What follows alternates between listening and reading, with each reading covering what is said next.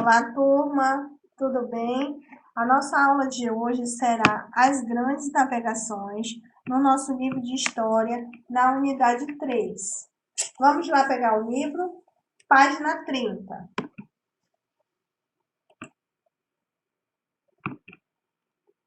Nosso objetivo nessa aula, crianças,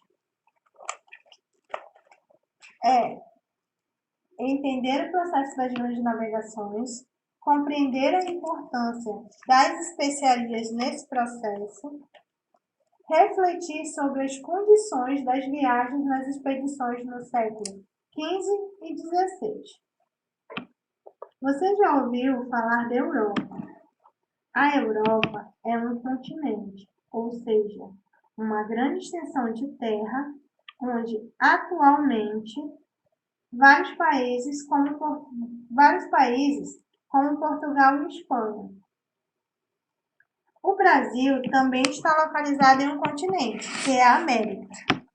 Hoje, sabemos da existência da Europa e da América, mas nem sempre foi assim.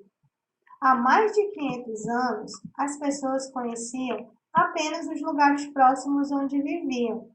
E isso começou a mudar quando os navegadores europeus partiram em viagens cada vez mais distantes e chegaram a muitos lugares, até então desconhecidos. Esse período foi conhecido como as Grandes Navegações. Observe o mapa. Nesse mapa, crianças, nós temos o hemisfério norte e o hemisfério sul. Vamos conhecer, para enriquecer ainda mais o nosso conhecimento, os países do hemisfério norte? São eles Portugal, México, Tunísia, Islândia, Cuba, Argélia, Marrocos, Rússia, Alemanha, Noruega, França, Egito, Canadá, Estados Unidos, Inglaterra, Itália, Grécia, China, Alemanha e Holanda.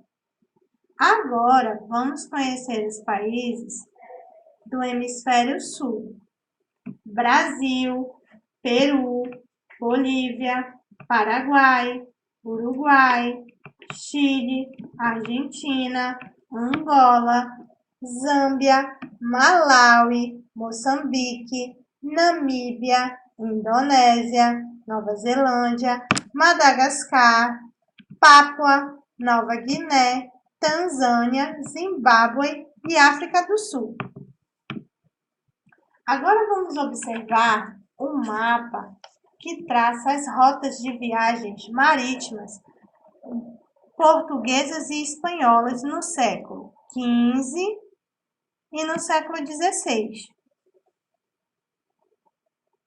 As primeiras viagens estão de vermelho, as viagens feitas por Vasco da Gama estão de amarelo, um amarelinho mais escuro, cor de pele.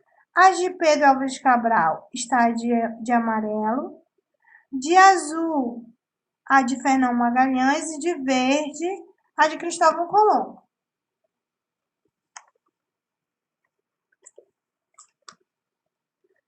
As grandes navegações, crianças, é a expressão usada para se falar da exploração do Oceano Atlântico. Esse processo foi encabeçado pelos portugueses e depois pelos espanhóis e por outros países da Europa.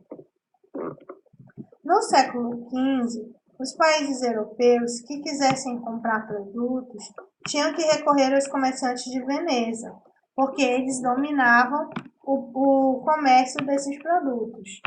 E Portugal começou a articular, a preparar rotas de viagens mais curtas para que não precisassem mais comprar de outras pessoas, e sim comprar não comprar de atravessador, perdão. Comprava mais rápido dos locais e revendia para os países da Europa.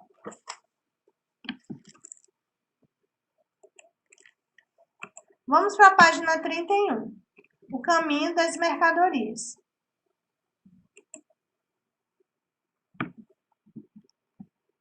Há mais de 5 séculos, o comércio de especiarias, porcelanas, tecidos e pedras preciosas era muito lucrativo na Europa. Os comerciantes portugueses, por exemplo, compravam essas mercadorias em terras distantes, como na cidade de Calicut, na Índia, ou em regiões da China, e depois vendiam bem mais caros na Europa.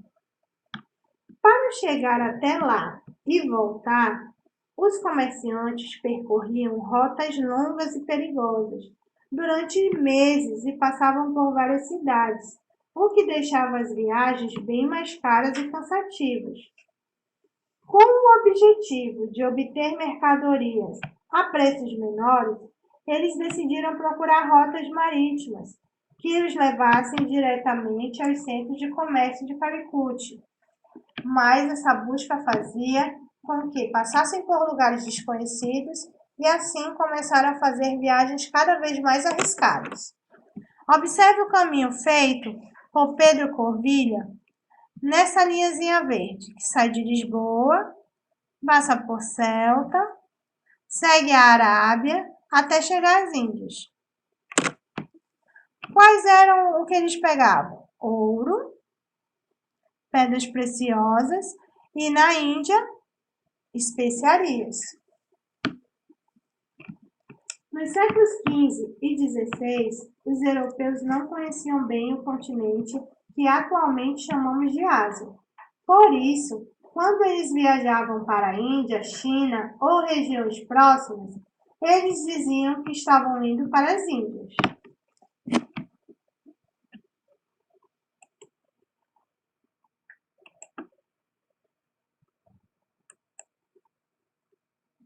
Página 32 e 33. As especiarias. Especiarias, crianças, eram substâncias usadas para conservar e temperar alimentos ou para fazer chás curativos. Algumas delas nós vamos ver a seguir.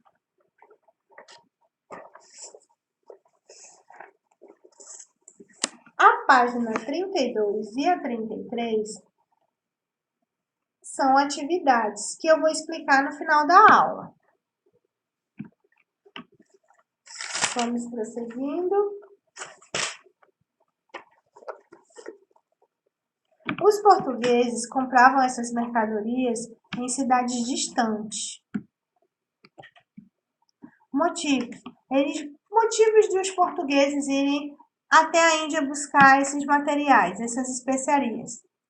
Eles precisavam criar uma nova rota marítima para o Oriente, depois que Constantinopla foi tomada pelos turcos, dificultando a aquisição dessas especiarias, tapetes, selos, artigos de luxo.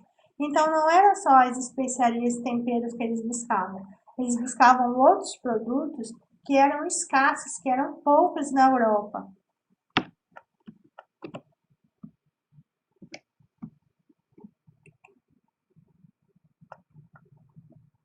Observe as especiarias da Índia: pimenta do reino, cravo da Índia, açafrão, canela. Só um minutinho que o computador não está nos ajudando.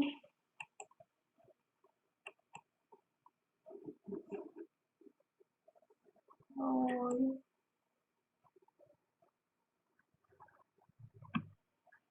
Agora, nós temos o gengibre.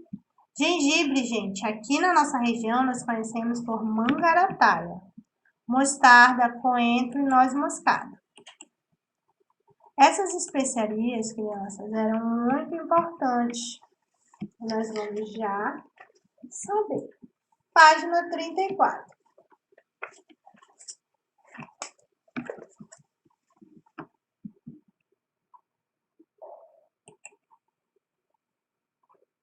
O incentivo às navegações.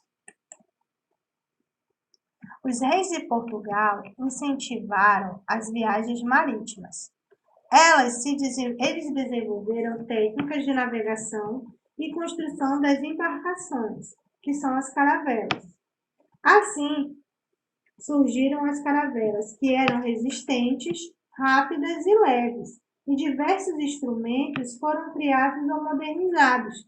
Além das caravelas, os portugueses aprimoraram instrumentos de orientação, como a bússola, o astrolábio, a carta náutica, entre outros. Agora nós vamos falar de alguns desses instrumentos.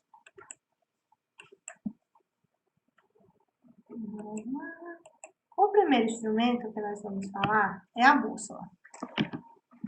Dentro deste contexto, planejar a viagem era de extrema importância. Os europeus contavam com alguns instrumentos, como eu falei anteriormente, a bússola, o astrolábio, o sextante e a balestilha. A bússola. A bússola é utilizada por navegantes até hoje. Ao saber a localização de um ponto norte, as pessoas conseguem se orientar com precisão. E naquele momento, se orientar com precisão era tudo o que eles precisavam.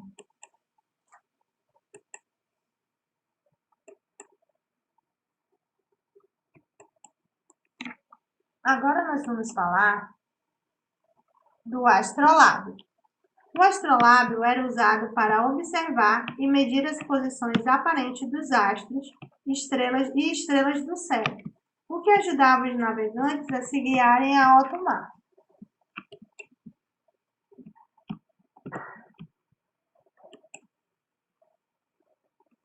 Prosseguindo,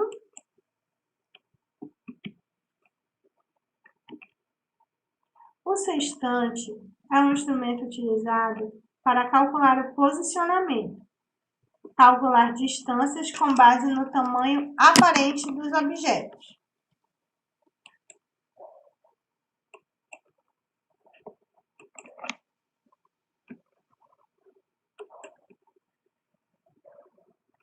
A balestilha era um instrumento complementar.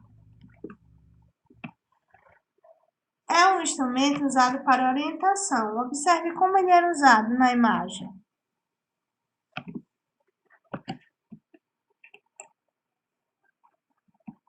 O planisfério de Cantino. O planisfério de Cantino, crianças, é uma das mais antigas cartas náuticas que representam o descobrimento marítimo português. Recebeu esse nome de Alberto Cantino, que o obteve clandestinamente em Portugal, que esteve clandestinamente em Portugal em 1502. Nela havia indicação de áreas de risco, áreas aonde o vento era mais forte, aonde era mais estável a navegação. Esta carta, na verdade, era um tipo de mapa dos mares. Prosseguindo.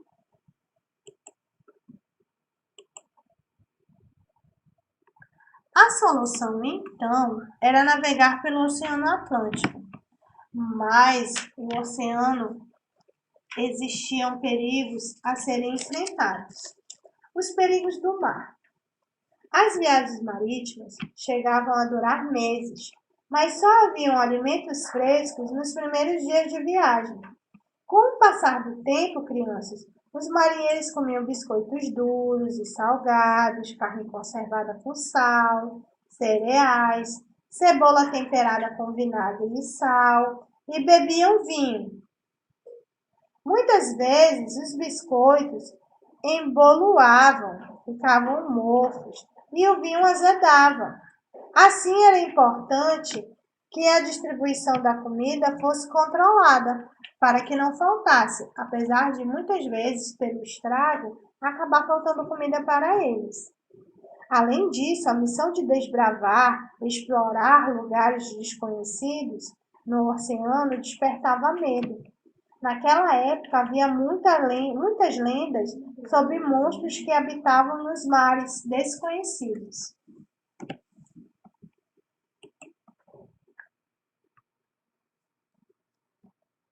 Observe os perigos imaginários que eles tinham em mente. Eles acreditavam, crianças, que a Terra era quadrada. Outros julgavam que ela era achatada como uma pizza. Falava-se que na altura da linha do Equador as águas ferviam, incendiando os navios. Nesta gravura de 1558, vemos a serpente marinha, um dos monstros que contava-se que infestava o Oceano Atlântico. Então, eles imaginavam o quê? Primeiro, que a Terra era quadrada. Segundo, que a Terra era achatada como uma pizza. E terceiro, que existiam vários monstros marinhos dentro do oceano. E que esses monstros destruíam seus navios.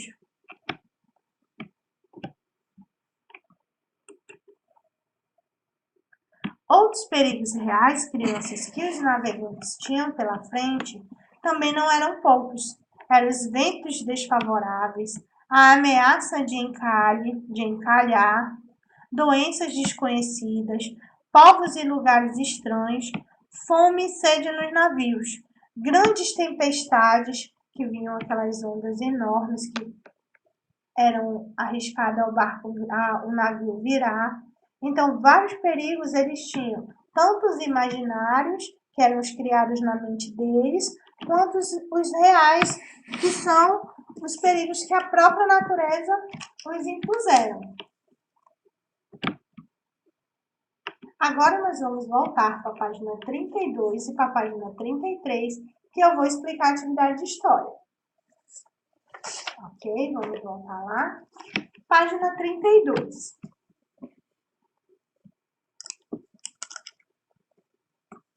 Use palavras do quadro para escrever o nome correspondente para cada uma das especiarias. Nós temos a baunilha, nós temos a canela, o coentro, o cravo, a cúrcuma, a erva doce, o gengibre, a noz moscada e o orégano. Vou dar só uma dica para vocês. Observem a primeira figura. Essa é a figura da baunilha. Crianças, a baunilha, aquele sabor gostoso que a gente encontra em alguns bolos, em alguns doces, vem dessa figura, dessa especiaria. Perdão. 2. Por que os portugueses desejavam encontrar novas rotas marítimas? Vamos lá, assinale a resposta correta. Por que eles queriam criar novas rotas, crianças? Eles queriam porque eles precisavam se aventurar no mar, ir para o mar à toa? Você vai pensar e vai responder. Porque eles estavam fugindo da guerra? Para procurar um caminho mais barato até as Índias? Ou porque eles precisavam descobrir novos continentes? Nós sabemos que eles fizeram todos esses caminhos para chegar mais rápido às Índias e conquistar o quê? As especiarias. Agora vamos para a página 33. Outro tempo e lugar. As especiarias. Na época das grandes navegações, as especiarias eram usadas no preparo de conservantes, temperos, perfumes e chás. Uma das especiarias mais valorizadas era a pimenta do reino, que tinha a capacidade de conservar as carnes e lhe dar sabor. Sem a adição dessa especiaria, as carnes podiam estragar rapidamente. O cravo da Índia e o gengibre, por exemplo, eram usados como temperos e também no preparo de chás, que eram consumidos tanto por seu sabor quanto por suas propriedades medicinais. Hoje em dia, as especiarias raramente são usadas para conservar alimentos. Com a invenção da geladeira e a fabricação de conservantes industrializados, o uso delas ocorre exclusivamente na culinária, para dar novos sabores aos pratos. Em casa, crianças, vocês vão conversar com um adulto, pode ser o papai, a mamãe, a titia, quem estiver em casa com você. Pergunte de que forma sua família costuma conservar alimentos como carnes, biscoitos, leites, frutas e verduras. Registre no caderno suas descobertas. Não trouxe meu caderno, tia. Papai e mamãe, ainda temos na sala de aula o livro de inglês e alguns caderninhos das crianças. Por favor, passe na escola para resgatá-los. 2. No seu caderno, ou em uma folha avulsa, caso você não esteja com caderno, essa atividade você vai trazer para mim somente no retorno das aulas. Você vai trazer para a sala de aula uma receita utilizando alguma especiaria como ingrediente. Você pode fazer um bolo de canela, um biscoito de gengibre, de mangarataia, a nossa famosa bala de mangarataia, que é vendida nos terminais, alguma receita com alguma especiaria, ok?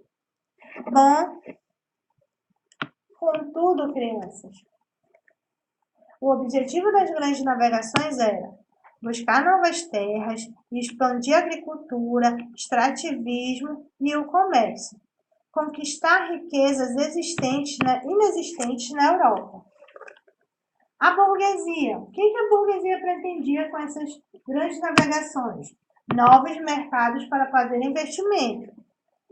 Outra situação era encontrar um caminho para as Índias, que era uma tarefa muito difícil, porém muito desejada, pois, com essa rota, eles tiveram acesso direto às fontes orientais para poder lucrar mais no comércio. Bom, crianças, essa foi a nossa aula de História. Nós ainda vamos continuar por aqui, porque nós ainda temos a aula de Geografia.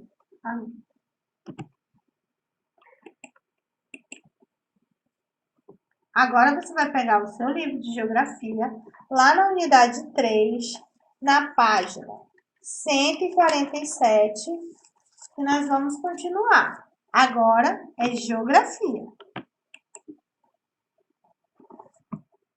A administração do município. Os serviços públicos. A administração do município é responsabilidade do prefeito e dos secretários. Então, vamos entender o que é um serviço público. Serviço público é todo aquele prestado pela administração ou por seus delegados sobre normas e controles estatais para satisfazer as necessidades essenciais ou secundárias da coletividade ou simples convivências do Estado. Prestar serviço público faz parte da administração, crianças. Há alguns serviços que são atribuídos, é uma atribuição da prefeitura. Atribuição, crianças, é responsabilidade e obrigação. Então, a prefeitura, ela tem essa responsabilidade e esse compromisso conosco. Serviços oferecidos pelo município. Nós temos transporte, coleta de resíduos ou de lixo, pavimentação e saúde. Construção e gestão de postos de saúde. Nós também temos iluminação pública, arborização de ruas, praças e avenidas, construção de moradias populares, construção e administração de escolas, creches, bibliotecas e parques infantis. E esses serviços são importantes para a melhoria da qualidade de vida e atendem às necessidades básicas de cada habitante do município.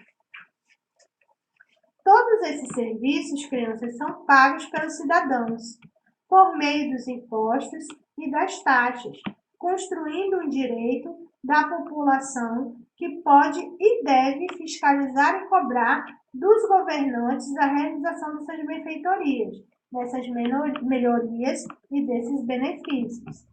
Além dos secretários, há outras pessoas que ajudam os prefeitos, são os funcionários públicos, pessoas que trabalham prestando serviço público, como médicos, professores, carteiros, policiais, bombeiros e outros.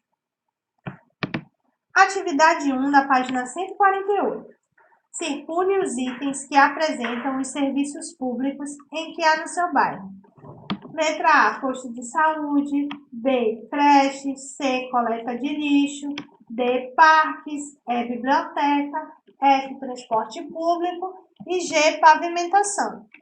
Todos os itens que apresentam um serviço público que tem no seu bairro, você vai circular.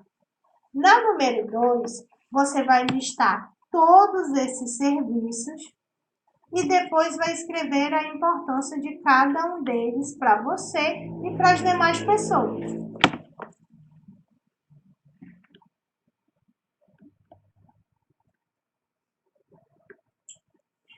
A atividade do pesquisando, nós vamos fazer no retorno das aulas. O governo do município. O município é governado pelo prefeito, que é escolhido pela população por meio do voto. Voto, crianças, é a forma de escolher alguém ou demonstrar a opção por essa pessoa para um determinado cargo. Isso acontece, esse voto, por meio de uma eleição, que é a escolha de um candidato, de uma pessoa, por meio de votação.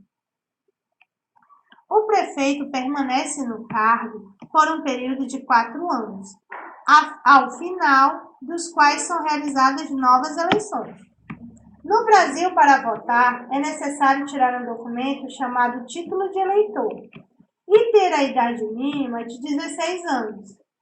Em 1996, alguns eleitores brasileiros começaram a votar em urnas eletrônicas, como essa que está aqui na sua telinha.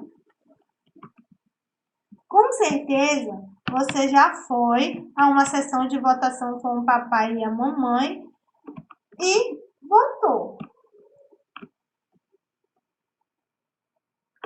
Antes dessas urnas começarem a ser usadas, crianças, os votos eram escritos de uma forma bem diferente. Eles eram preenchidos em uma folha de papel chamada cédula eleitoral e depositados em uma urna. Atualmente, basta digitar o número do candidato na própria urna.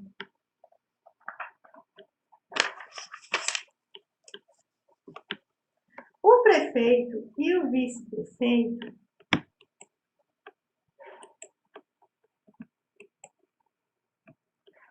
e o vice-prefeito e os secretários, as pessoas que ajudam, fazem parte do Poder Executivo.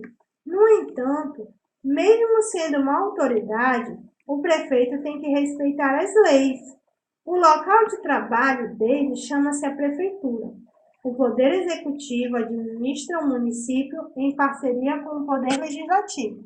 Essa daqui, crianças, é a imagem da Prefeitura de Manaus, que fica lá na Avenida Brasil.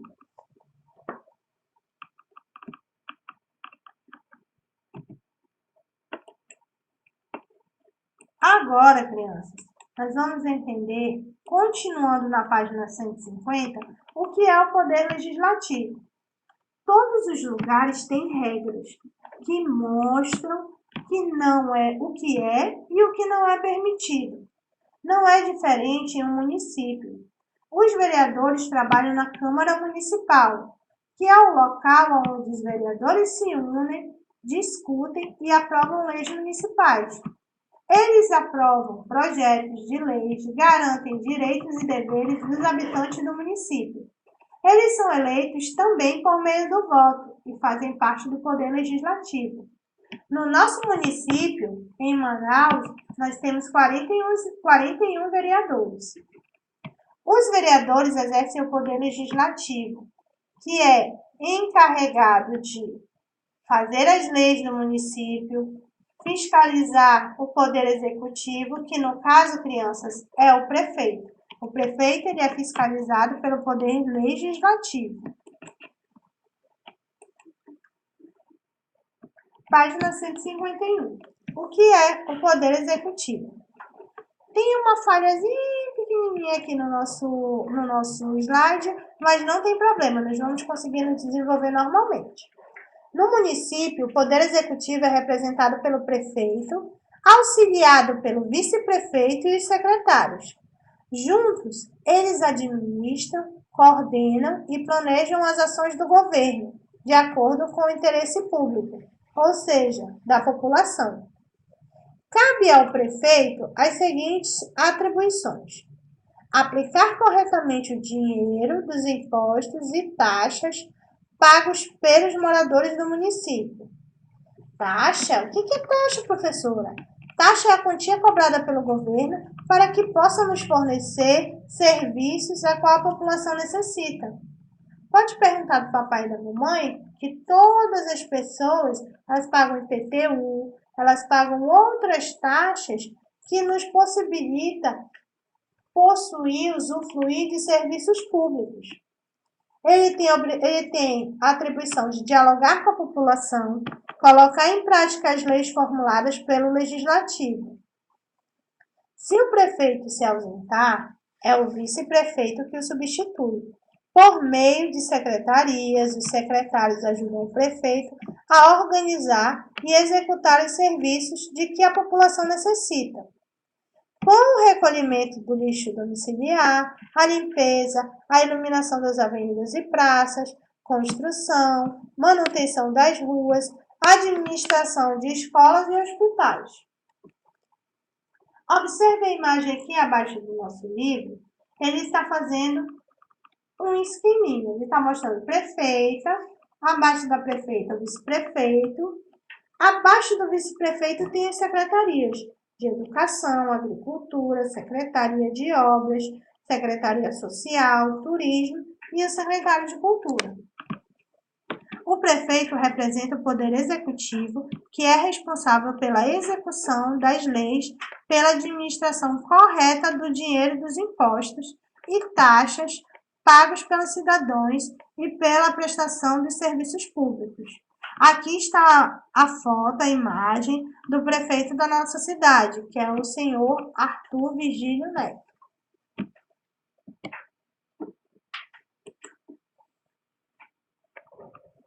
Bom, crianças, agora está encerrando a nossa aula de História e Geografia. Obrigada pela presença. Estudem, façam as atividades e até a próxima aula.